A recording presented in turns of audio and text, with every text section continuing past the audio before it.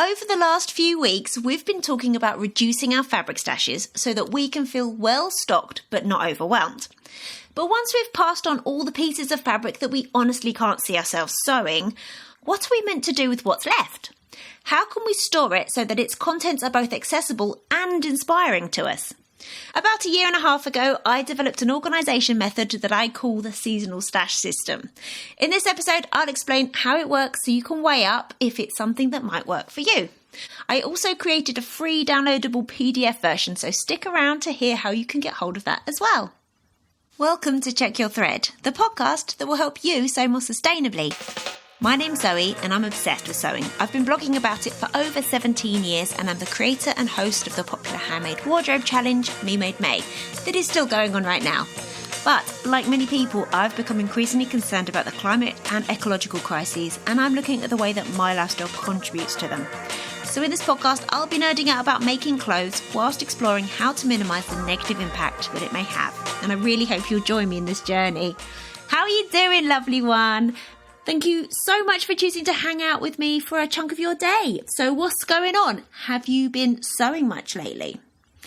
I have been really struggling to find time to sew lately, which is really miserable because I really need it.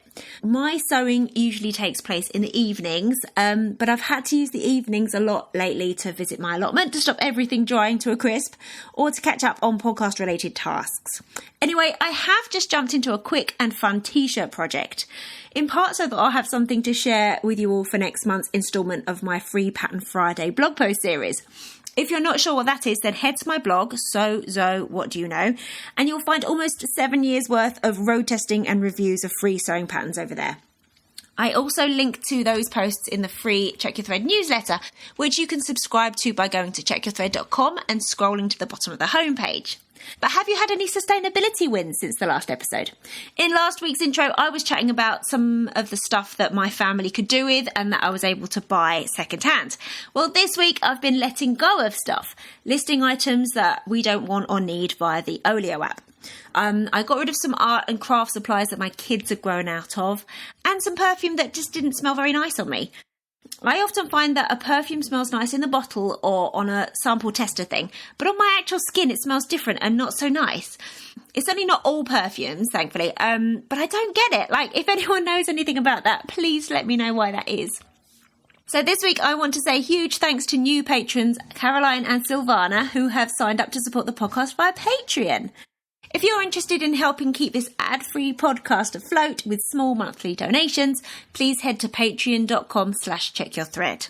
And there you can get a vibe of the type of stuff that I post about in the feed as well, including some sneaky peeks of behind the scenes goings on and the opportunity to get involved in future episodes and to access the monthly mending meetups that take place via Zoom. What I don't think that you can see without signing up is the awesome community chat spaces. These are feeds where the community share about all sorts of things, from mending triumphs to all manner of recommendations and much more. So let's get into this week's episode. Full confession up front, because it really annoys me when podcasts don't make it clear. The main bulk of this episode is a replay of a previous episode, which was 119. I haven't reinvented the wheel this week. Basically, during the process of making the recent fabric stash reduction mini-series, I kept thinking that once you've had a destash, talking about how to organise what you're left with is the next logical step. But I still really very much believe in the effectiveness of the seasonal stash organisation system. And since I released episode 119, a number of people have told me that they have adopted the system themselves and love it. People report that it really helps reduce any sense of overwhelm because you're just looking at the pieces that are most inspiring and relevant to you for that time period. So I'm sorry that this isn't a box fresh new episode, but I really think that it has merit, so I wanted to replay it to you. If you're new to Check Your Thread, I didn't want you to have missed out on this one, but if you've been a listener for a while and have already heard this one, maybe it's a good opportunity to consider if your current stash organisation, or lack thereof, is really serving you and your fabric well. As I said at the top of the intro, there is a free downloadable PDF version explaining the system that you can read on a screen or even print out if you wish. To access that, you can find the link in the show notes in your podcast app right now. There aren't any hoops you need to go through, and I won't be farming your email address if you choose to download it.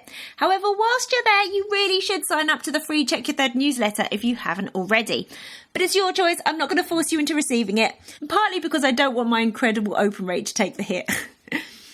So, I'll be back next week with the first of a 2-part interview with a wonderful mending expert in which we have a super interesting chat about the social role and relevance of mended clothing. Even though next week is half term and heaven knows how little work I'm able to get done when my kids are home. Anyway, until then, take care of yourself, take care of your loved ones. Let this be your nudge to try passing on any items you have laying around that you don't use, including any perfume that smells weird on you, and enjoy.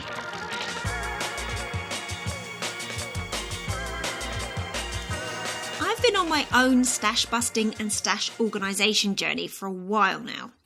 I want to free up some physical space and some mental space, and I want to help the lovely pieces that I own fulfil their potential to be beautiful, useful items to wear. It will take time to reduce my stash to a volume that feels more comfortable, and I intend to enjoy the process of planning and making as I go. I know that this goal will take years rather than weeks or months. During a recent fabric sort out, I had a bit of a revelation. This revelation has changed how I think about my fabric and its storage, even my project planning and how to unlock the potential from what I already own. It's helping with that longer term goal of reducing the volume of my stash, while stopping it from all feeling overwhelming in the meantime. This idea is what I've started thinking of as a seasonal stash. What is a seasonal stash, I hear you ask? Okay, so most of us live in climates where there is some seasonal variation throughout the year. You might not have a clear definition between spring and summer and autumn and winter, but most locations have some hotter months and some colder months, and we have wardrobes that reflect that. What I realised is this: fabric stashes, or resource collections or whatever else you want to call them, usually have some seasonality, just as our wardrobes do. Our wardrobes contain clothing suitable for different seasons, and most garment fabric stashes contain pieces that can make clothing for different seasons. Now, of course, it's not that cut and dried. I understand that it's not a 50-50 split, or any kind of clear split, between cold weather clothes and hot weather clothes. I'm guessing that most people's wardrobes contain many garments that they can reach for most of the year. Those garments can be worn in various combinations and possibly layered up to suit the weather conditions and temperature on a given day. However, some wardrobes do also contain some items that are specific to the more extreme ends of the climactic spectrum. Some people actually put those very season-specific garments away out of sight for a number of months and then be reunited with them when the weather shifts back. I personally love doing this. I started doing this because there's not enough space for everything that I own to live in the easily accessible part of my clothing storage all year round. But I've found that the practice of putting away off-season clothing has become an enjoyable little ritual when it's time to swap the items over. It can also feel like suddenly having a load of new clothes, even though you might actually have owned them for years. Familiarity can breed contempt, after all, and disrupting that can breed delight. Anyways, most of us garment sewers do have our preferences when it comes to the projects we like to undertake. Some love to make jackets and coats, others activewear, others linen dresses, and so on. Me, it's often dungarees. But by looking through any number of sewers' Instagram grids, it's clear that the vast majority enjoy challenging ourselves to make a variety of different garment types. We tend to make different garments that cover us for various situations, including various seasons. And the revelation that I had is that my stash could be organised the same way. So what does this actually look like? Obviously, if you choose to adopt this idea, you will need to arrange things in a way that works best for you and your physical space. So first, allow me to describe the system broken into steps. Then I'll explain how it works for me in my personal situation, and then we can explore a bit about how the system could be set up for different physical spaces. Right, so the steps to organising your stash seasonally.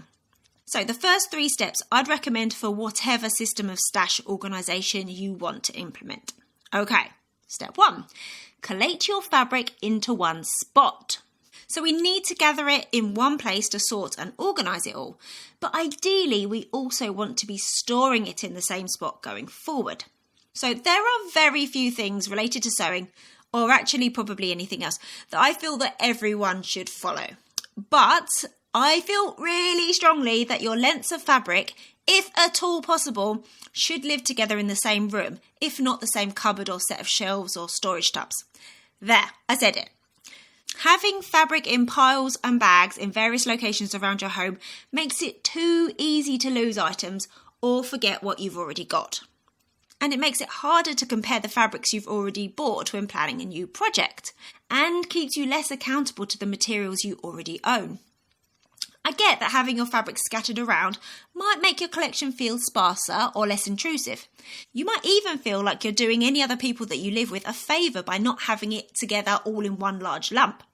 But for the reasons above, it's not actually doing anyone any favours keeping it here and there. It might even be more annoying for other people to have to pull out another bag of fabric from a cupboard when they're looking for a toolkit or the wrapping paper. Anyways, collating your fabric in one space, or at least in one room, is the first step to any stash organisation, including this seasonal system. Step 2, edit. Right, so go through it piece by piece and be honest about how you genuinely feel about each item. This doesn't have to take an age. You don't need to set aside a whole weekend, unless your stash is gigantic, I guess. But you can do this really quickly. If there are items in there that you can honestly say you don't ever want to sew with, then they need to be removed and redistributed somehow. What to do with fabric you can't see yourself using is a topic for another day, but in relation to stash organisation, know that right now you need to set any of those pieces very much aside to be dealt with later. There's no point in going to the trouble of sorting and organising stuff that you don't actually want. It's a waste of effort and energy and space. Right, so now you should be looking at only the pieces that you genuinely like, plus probably some pieces that you aren't particularly excited about, but you can see yourself using, like lining fabric or something. Step 3, separate anything small or scrappy. How you define small or scrappy is totally up to you, but for me, it's anything that is too small to make a garment from. I would like to encourage you to keep those small and scrappy pieces. They are a super useful resource in and of themselves. But I do think that finding uses for them will be much easier if they're not wedged in between the longer and weightier lengths. The only exception to this might be if you have scraps of one of the lengths of fabric in your stash. You might be able to cut some of the smaller pattern pieces from your scraps when you come to use that length, so you might want to store those together. And if you have any garments that you're keeping to either refashion or harvest fabric from, I'd also recommend taking those out too, so you're just left with your main stash of garment-sized fabric lengths. It's unlikely that you're ever going to be comparing and choosing between a length of virgin fabric or an existing garment for the same project. Refashioning, upcycling, and even projects made from harvested fabric tend to require a very different process, so let's move those aside too. At this point, you may wish to go in a different direction with your stash organisation, such as separating it by fabric type or by colour or by weight or whatever. If you're heading off in another direction now, you go and have fun, but I'd still recommend you go through those 3 steps first. Once again, those are number 1, collating, number 2, removing what you won't use, and number 3, setting aside anything small and scrappy and existing garments. Okay, let's move on with seasonal stash organisation. So step number 4, separate your fabric into 3 piles. Right, so in pile number 1, this contains the fabric lengths that you can see yourself using over the next couple of months. The pieces that are suitable for the season you're currently in or are about to transition into. Only include the pieces that you have set or loose plans for. For example, denim destined to become jeans, or some cotton lawn that you've earmarked for a short sleeve blouse. Okay, so pile number 2. In this pile, put the fabric pieces that you can see yourself using over the next 6 months to a year. Basically, fabric suitable for a season or 2 ahead of what you're currently experiencing. Again, there should be set or loose plans for each piece in this pile. Right, and then pile number 3, everything else. You've already done the work and gone through all your fabric, so at this point your stash only contains items that you genuinely want or can see will be useful. Therefore, the pieces in this pile deserve to be here, but you just don't know what to do with them yet. So, however your storage situation looks or is orientated, make sure pile number 1 is put where it is most visible and most accessible. Pile number 2 wants to be behind or underneath pile number 1. Still pretty accessible if possible, but not in constant eye line. And pile number 3 can go away, out of sight, but preferably not completely inaccessible should inspiration strike. Right, so then what happens when the seasons change? When a season comes to an end, it is time to rotate the fabric around. Have a good think about why each remaining piece from the front pile didn't get used. Maybe you didn't feel strongly about the plan and need to rethink it for next year. Or maybe you felt that there wasn't a strong need for the item in the wardrobe it was destined for, and perhaps it will be more useful next year. For example, if I find that one of my kids already has a lot of pyjamas, and the fabric that I earmarked for that didn't get used this time, it didn't mean the plan was bad or needs to be changed, just that the proposed item might be more useful when they've done some more growing. Or maybe you just simply ran out of time. Then the former pile number 2 gets moved to the front. So the remaining items left over from the first pile, then they get redistributed into the new next 6 months pile, the new pile number 2, or they head on back to the no plans pile, which is pile number 3. There's every chance I've made that sound more complicated than it needs to be, but hopefully you get the idea. So why does this work? Because no matter how much fabric is in your stash, you're only ever looking at the most relevant section of it. You're not seeing it in its entirety, so it can't overwhelm or confuse you. You can stick to your plans if they are good, solid plans and actually get some of those made into your wardrobe in a timely fashion and get use and enjoyment from those garments straight away. But what about pile number 3? And what is the ultimate goal here? If you've catalogued your stash in some way, as recommended in the previous episodes of the Fabric Stash mini-series, your fabric pieces will never be truly forgotten.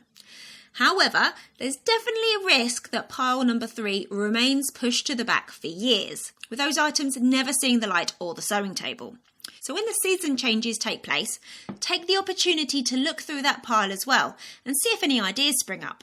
Then those pieces can be redistributed to one of the other 2 piles.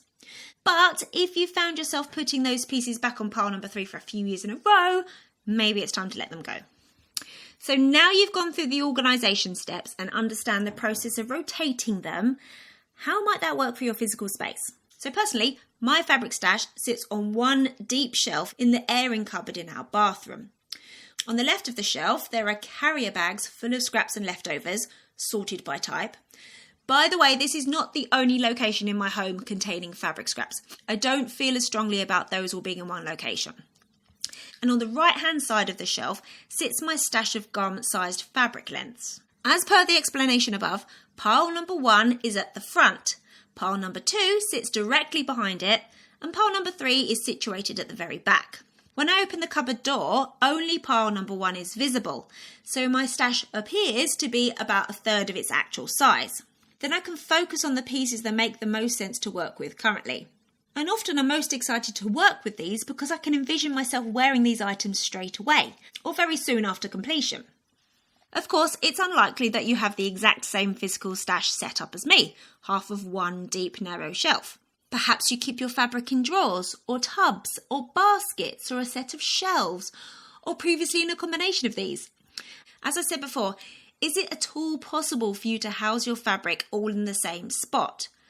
Even if that means storing your patterns or your threads or something in a different location.